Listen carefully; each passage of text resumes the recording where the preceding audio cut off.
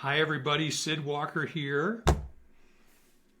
Welcome to our program today. We are going to talk about tips for setting goals for the new year.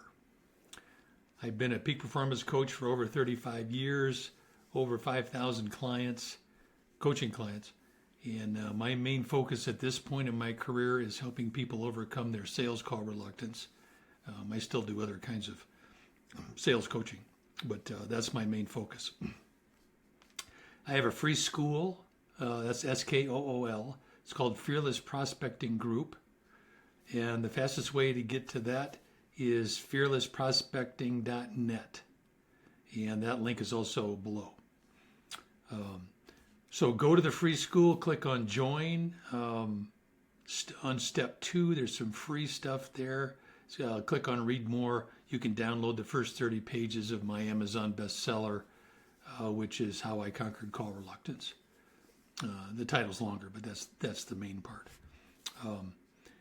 And the free school is my $800 5.5-hour internet course that I created 2 years ago. So it's my latest and greatest material.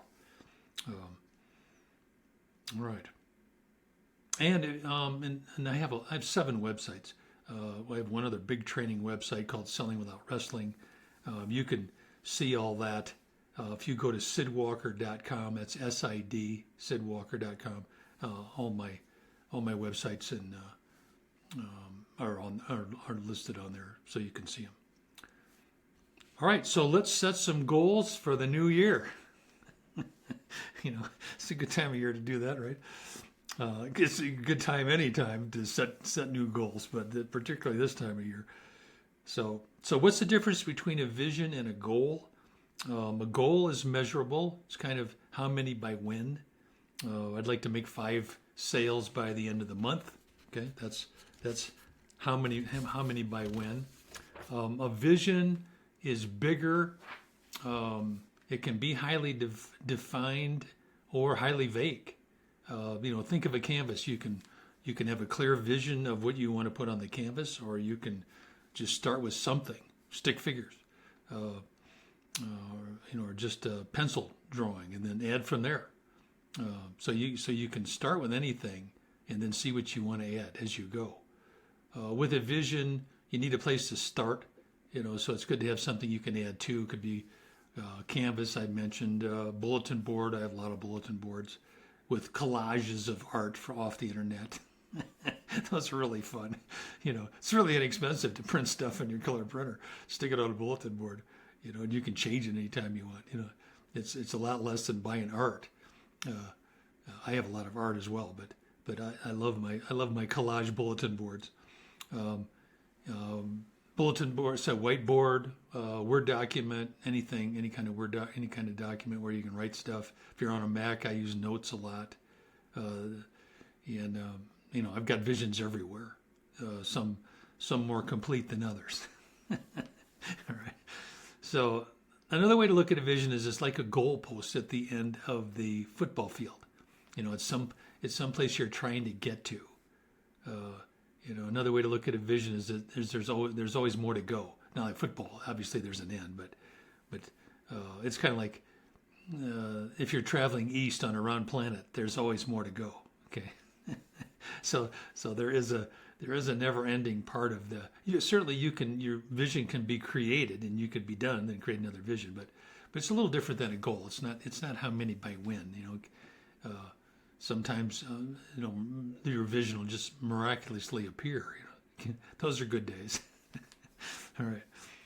And there's a potentially negative aspect of having a vision, which is worth mentioning. Some call it pilot vision.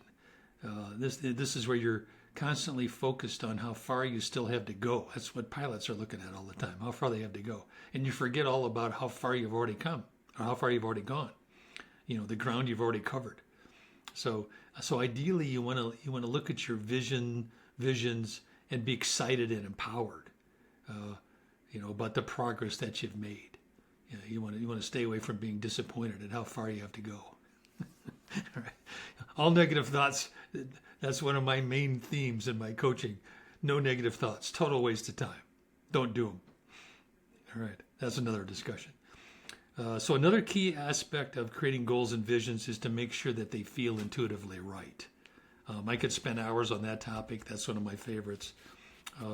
Since our time here is limited, let's identify the most important aspects of intuition related to goal setting.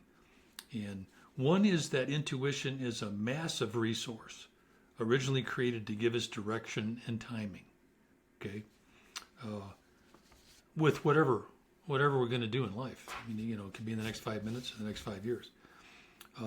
And the reason your intuition is so powerful is that it can process millions of pieces of information per second. Millions. There's probably no limit. We're just sticking that number on there to get you thinking bigger.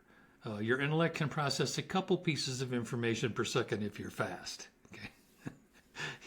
So let me ask you, what part of your brain do you think is going to be better at direction and timing? Okay. And that's one of our biggest problems. We've been trained to use the intellect for everything and ignore intuition. There's a lot more to that discussion, but that holds us back big time. There's a lot of information on my Skool course, on the Fearless Prospecting course about that. All right, so make a list of all the things that you want to create this next year, or whatever. So one of my coaches one time said to me, go out 10 years and think about all the stuff you want to create, and then plan backwards. That was pretty neat, because he said in a lot of cases it's not going to take you 10 years to create those things. They'll show up long before that. Plus the other thing he said was that when you go out 10 years, you're going out past the barriers that your ego can create. Okay. So that's pretty handy, really. So either way, you don't have to go out 10 years, but you might try that. It's very freeing. Okay. There's no limitations. All right. So make a list of everything you want to create. You can create categories, as many of those as you want: business, personal, financial, social, health, spiritual, you name it. There's no limit to that. And then after you've done, like a mind dump, of everything that you can think of that you might want to create, that's the first step. And the second step is to go back and say, okay, which ones have some energy, some juice, some excitement, some meaning, basically what are the ones that feel intuitively right. Okay.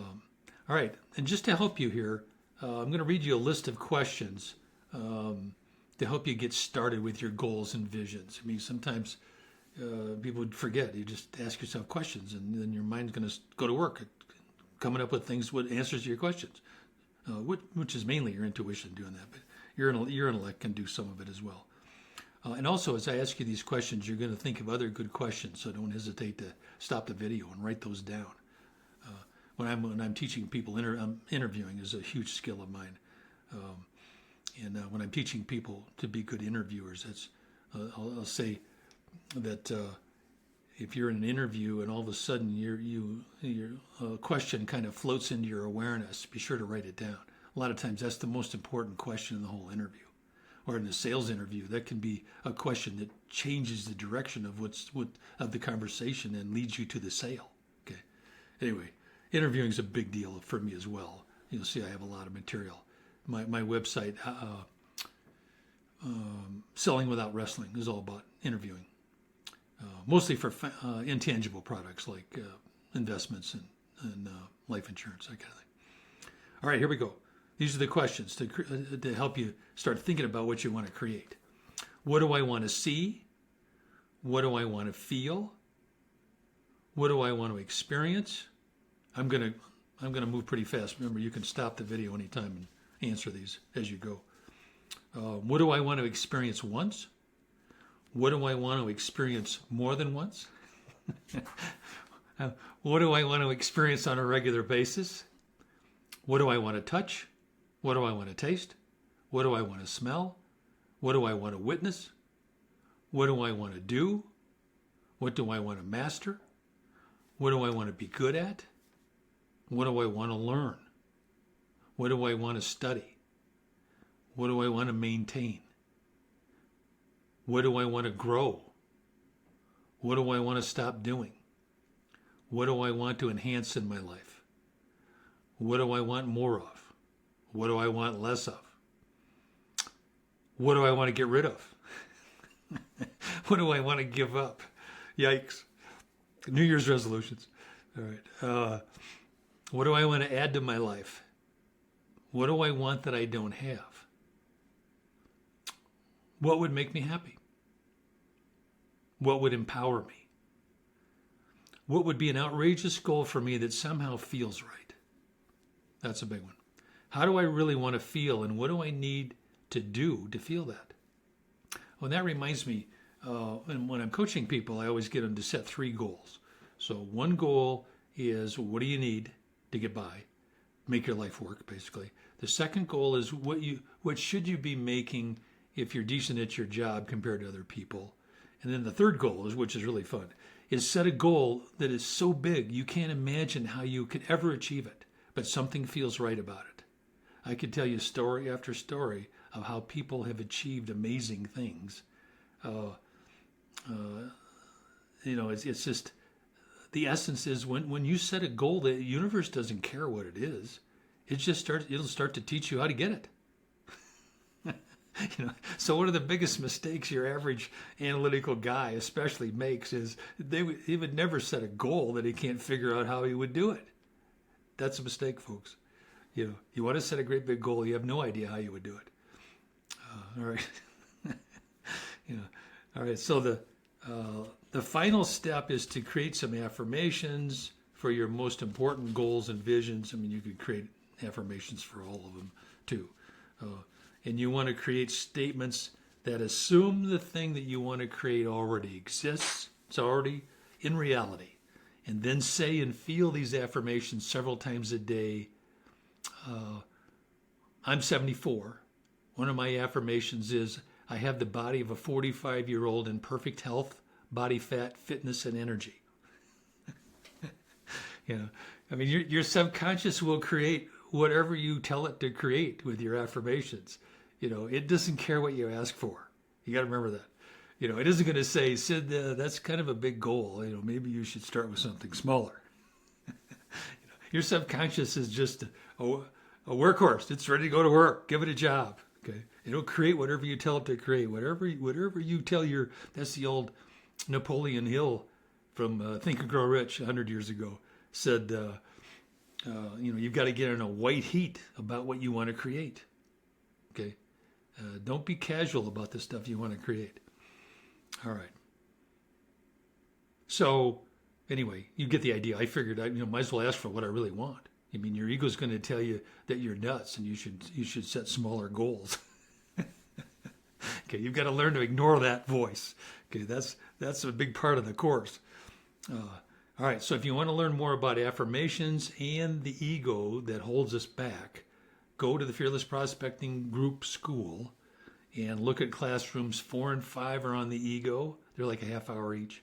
And then there's a classroom on affirmations. That's really, really powerful. And then, so to sign up for the free school, go to fearlessprospecting.net, links below, and follow the prompts.